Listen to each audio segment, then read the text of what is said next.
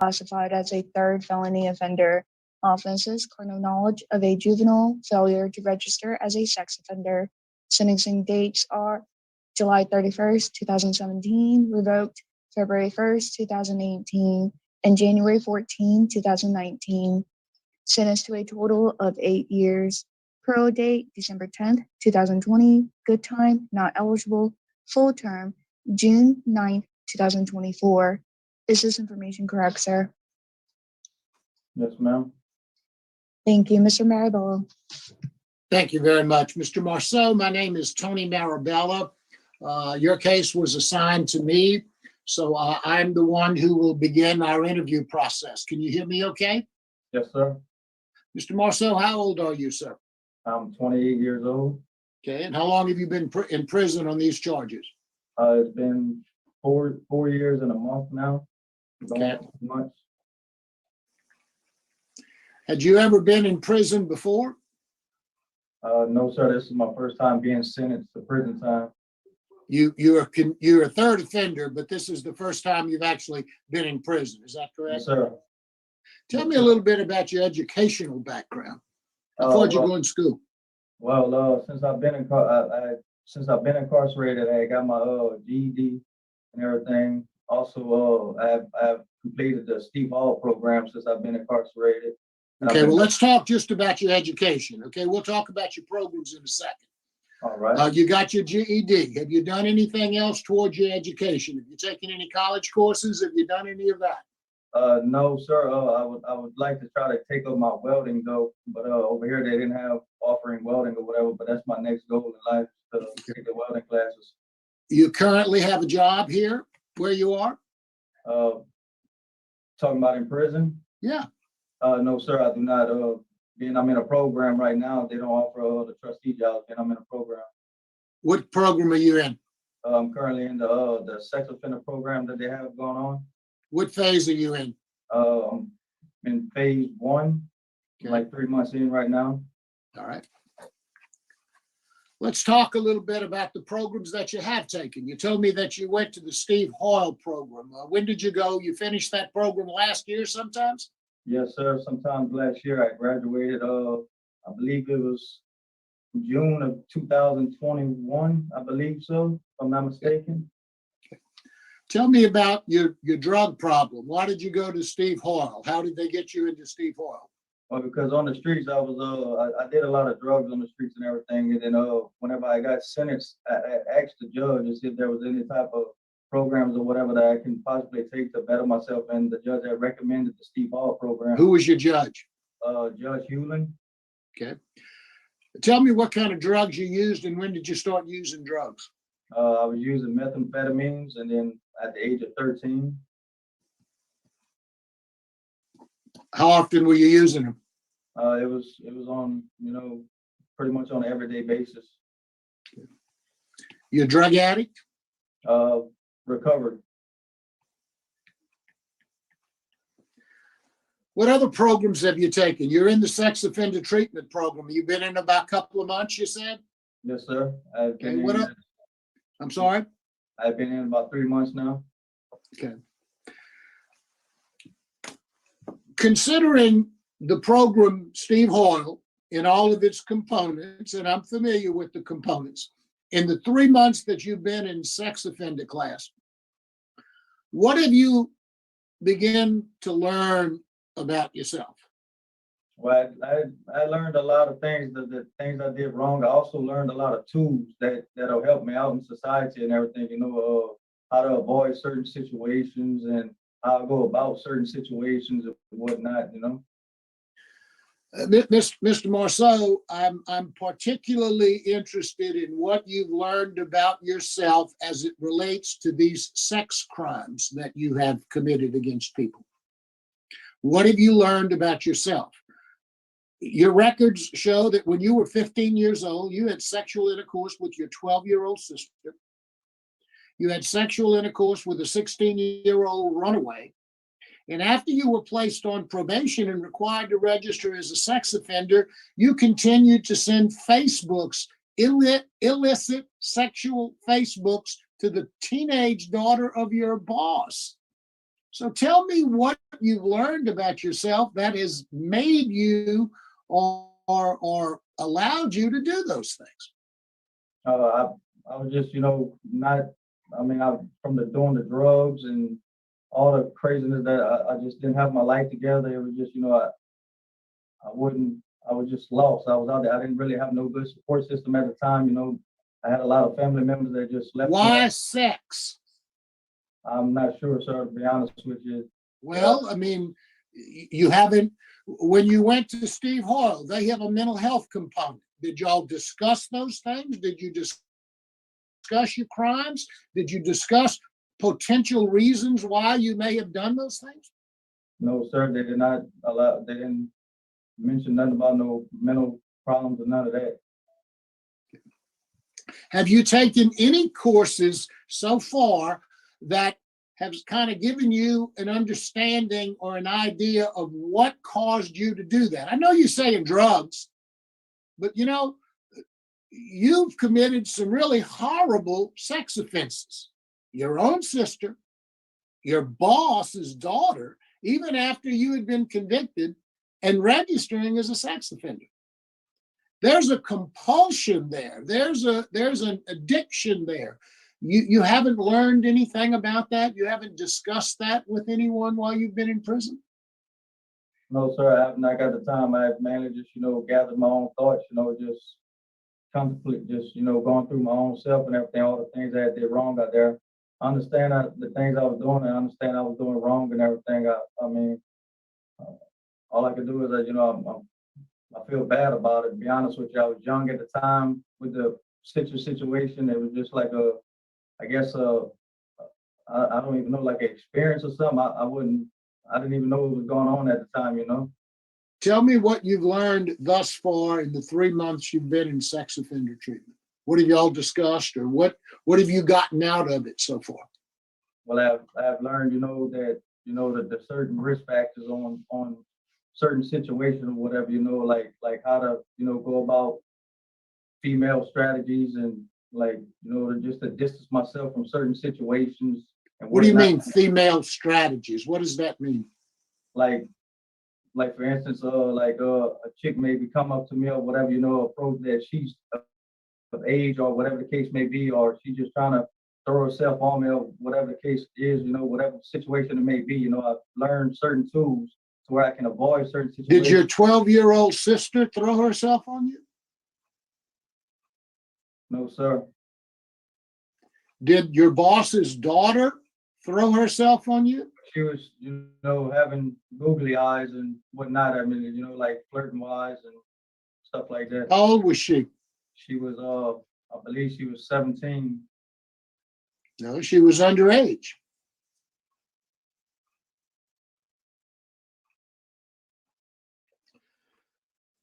Where would you be living if you were to be released? I'll be living at my father's house. Where's that? You took that? Yes, sir. Tell me what you learned in there. I learned about the, certain situations of the victim or whatever the case may be, and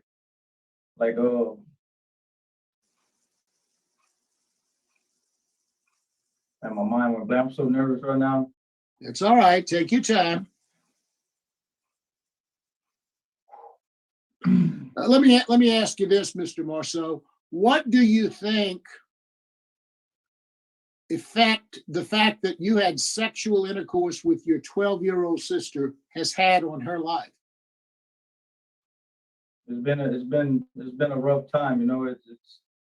Me and her had a conversation. We close real close right now and everything. And I had sent my apologies to her and everything. I apologized to her and all the cases. I did time for that too. I did get locked up at a group juvenile detention. And then, I sent my wishes to her and everything. I apologize. We built a strong bond. We're real close right now and everything. I feel real bad that even happened, took place or whatever. I was young, dumb. I wasn't even thinking what was going on at the time. And yet you continued on. As a juvenile, you were put in detention. You still had sex with an underage woman after that, young girl after that. What have you learned while you've been in prison? How are you gonna how can you convince me that something like this isn't gonna happen again? But, well, I have learned since I've been in prison, had time over these years that I've been down. I was able to really find myself, like, sit back and think of all the wrongs that I did and everything. And then with the programs that I took, the tools and everything, I'm able to use them tools and everything to better myself whenever I'm out there in society, to avoid all that, the certain situations that I may be put in. I learned a lot since I've been in prison. It's just I'm so nervous right now. I can't even think right now.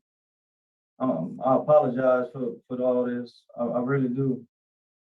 I'm real nervous. I feel like my heart. I feel bad right now. Warden, can you tell us a little bit about how Mr. Marceau has been doing there? I was given information, since we don't have our sex offender class staff with us today. He had started his treatment for sexual offenses in 12/1 last year. Now he's set for completion during November 18th of this year, if he doesn't have any setbacks and he maintains all of his classes and his times. But as far as I can tell, I have not seen his name come up for any disciplinary action since he's been here. So as far as I can tell, he's been a model inmate. Thank you. Mr. Marceau, I think that's all the questions I have. Does anyone else have any? I don't see any other hands. Do we have any participants, Ms. Teresa? No, sir. Okay. Mr. Marceau, is there anything you'd like to say to the panel before we vote? I would just, like to thank the board for allowing me to come up here today, to be in front of y'all. Whatever may happen from here on out, I just thank y'all for allowing me to come here. I just, want to apologize for everything I've done in my life. I just have all these goals since I've been in prison, that I want to accomplish, and just send out my apologies to certain people and everything out there. And then I just want to go out there and be a better man, better person to society, show society that I could be better and everything. I want to use these tools, and I want to progress my goals to accomplish all this. I just want to, help my family. My father, since I've been incarcerated, he had 2 massive heart attacks. I just want to go out there and help him, just be with my kids. I mean, I'm so nervous right now. I can't even think right now. I just want to, I don't know, sir, to be honest with you. I'm just nervous right now. I understand that, Mr. Marceau. I just hope that I get a chance to go out there in society. I learned so much in prison, and all the tools. I learned so much by just sitting back, and I know I did all this wrong and everything. And then from the person I was to the person I became, it's a tremendous change in me. And I just want to prove to myself and others that I can be a better person. I want to prove to my family that, that I wasn't a waste or whatever, that I can go out there and be a better man, for my family, just to show society that, I'm just different. I'm a changed person, man. This time changed me. I learned a lot of things. Learned how to control my emotions. I just learned so much in prison. The respect. I came so far, and I just thank y'all for this time and everything, and whatever may happen. I just appreciate y'all allowing me to come in front of y'all. Thank you, Mr. Marceau. I appreciate your comments. Is the panel ready to vote? Mr. Marceau,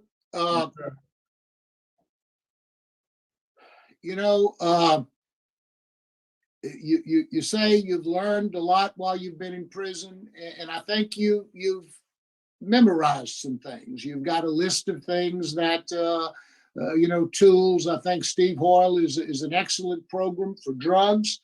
Steve Hoyle has a mental health component. I'm surprised that y'all didn't talk about your crime while you were in Steve Hoyle, and maybe what motivated you to do that.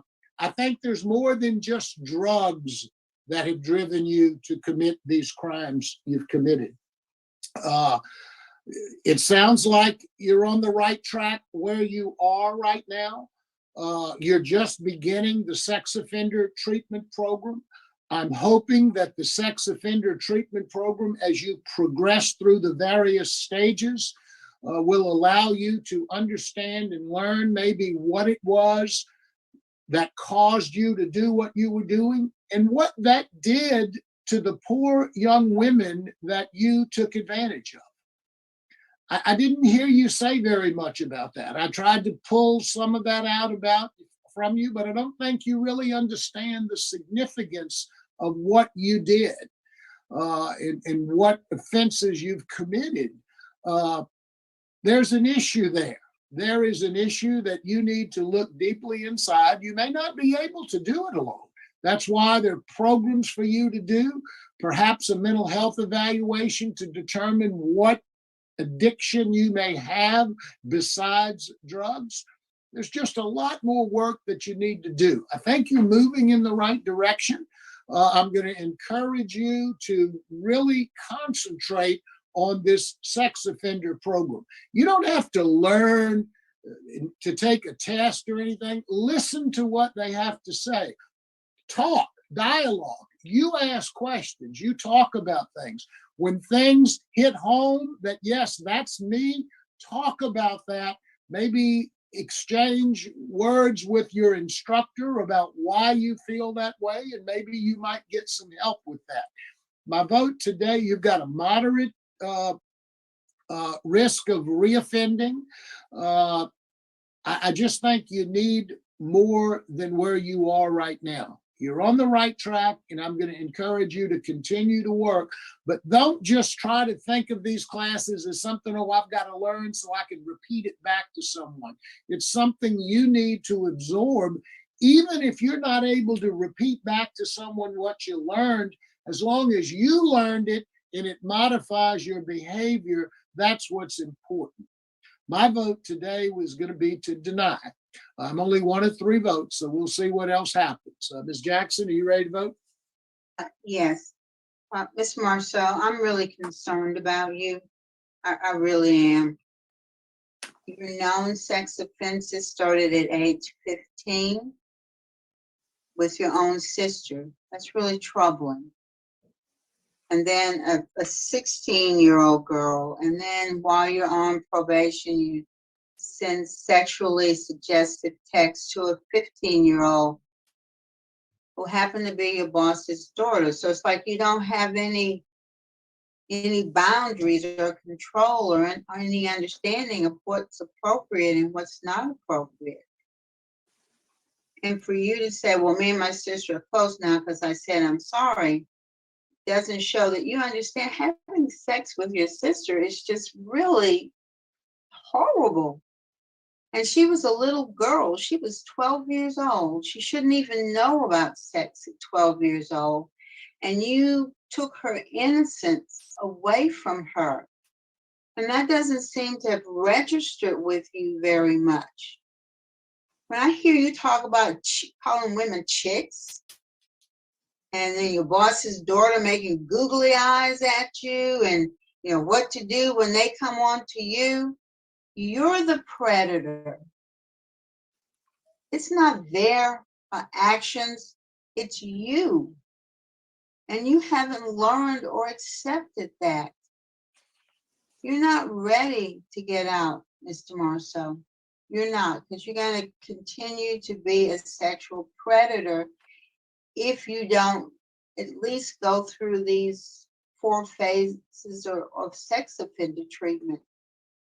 You're going to end up in prison for the rest of your life if you don't come to grips with why you feel like you need to have these sexual encounters with people. And like Mr. Marabella was saying, sitting in a class memorizing stuff isn't going to help you.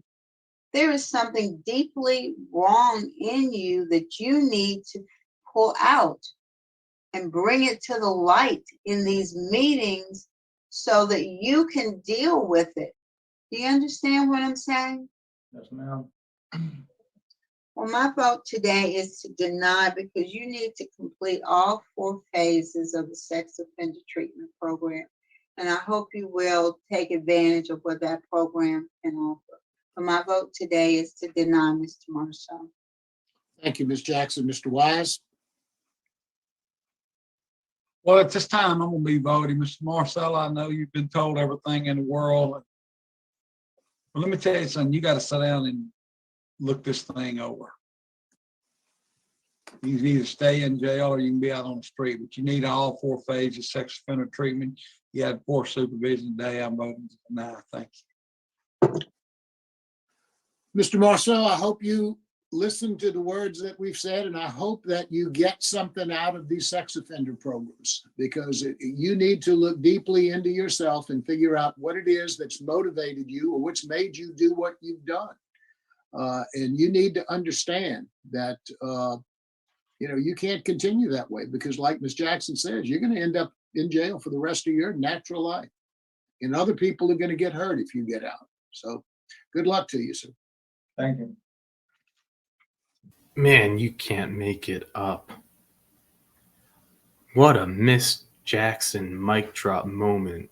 She really said it all. She said it all. He starts with his 12-year-old sister.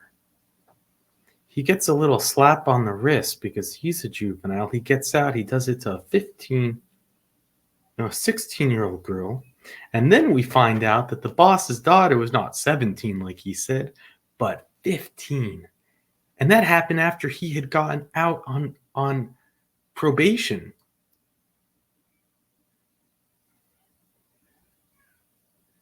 To his boss's daughter because she was giving him googly eyes. Are you kidding me? This guy is going to end up in prison his whole life. But sadly, who knows what he's going to do, how much damage he's going to cause before that happens. And with today's system, he might not end up in prison all his life. He might just keep getting more slap on the wrist, slap on the wrist. Let's hear the Miss Jackson mic drop again. That was just, I need to hear that again. Ms. Marceau, I'm really concerned about you. I really am. Your known sex offenses started at age 15 with your own sister. That's really troubling. And then a 16-year-old girl. And then while you're on probation, you send sexually suggestive texts to a 15-year-old who happened to be your boss's daughter. So it's like you don't have any boundaries or control or any understanding of what's appropriate and what's not appropriate. And for you to say, well, me and my sister are close now because I said I'm sorry, doesn't show that you understand having sex with your sister is just really horrible. And she was a little girl. She was 12 years old. She shouldn't even know about sex at 12 years old. And you took her innocence away from her. And that doesn't seem to have registered with you very much. When I hear you talk about calling women chicks, and then your boss's daughter making googly eyes at you, and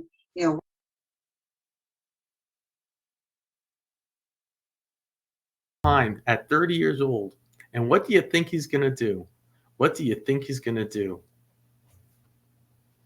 Let's see the rest. what to do when they come on to you, you're the predator. It's not their actions, it's you. And you haven't learned or accepted that. You're not ready to get out, Mr. Marceau. You're not, because you're going to continue to be a sexual predator if you don't at least go through these 4 phases of sex offender treatment.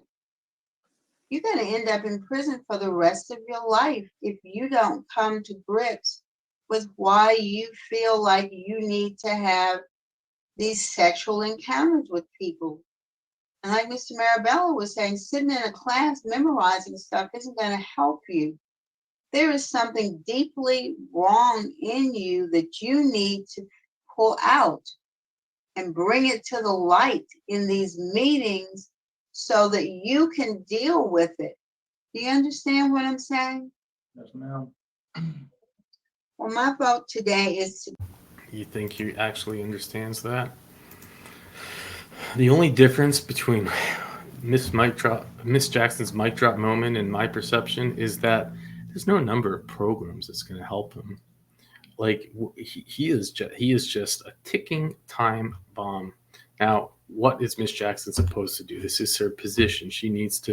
They need to believe in the programs. They need to believe in rehabilitation. I can't fault the board for that. I can't imagine that he's going to sit there and have this light bulb moment of, oh yeah, I got this demon in me, this sickness in me that I need to pull out and figure out, and then stop doing this to little children. He actually thinks that girls, like he said, when chicks are throwing themselves at me, I need to know what to do. Yeah, you're a real prince over there. They're really throwing themselves at you. His own boss, the 15-year-old daughter of the boss, he's sending illicit messages on Facebook, and he thinks that she's throwing googly eyes at him. And this is a boss. Think about this. This is a man who knew. I mean, he was out on probation. He was out on an offense. He knows that if he does anything wrong, he will get revoked. A father, a man, you got to question his judgment, in my opinion, gives him a chance, a job. And what does he do? What does he do to the boss's daughter, 15-year-old little girl? He sends illicit messages. That is so scary. Oh my God. You cannot give these monsters those type of chances or access to your children. It's part of why we do this. It's so people can understand that not everyone, you can't see the good in everyone. It's just not the way things work. You're going to be naive. Not when there's things at risk, not when there are children at risk. His own sister, and like Miss Jackson said, he's like, oh, we made amends. Like, dude, you don't even get it. You don't get it.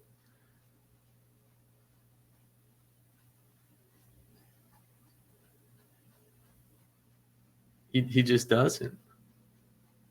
In his own hearing, what chicks throw themselves at you. She was giving me googly eyes, dude. And guess what? He's going to be out. He's going to be out regardless of what happens. He's going to be out in just a few months. What do you think is going to happen next?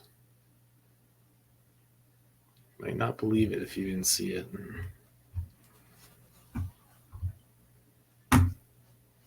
You notice how Miss Jackson said, you have your first known offense with your sister? How many times do you think he's done this? Versus how many times you get caught. You don't get caught your first time each time. Just think about that. This man, this monster, has left just a path of destruction. And still somehow he only got 8 years.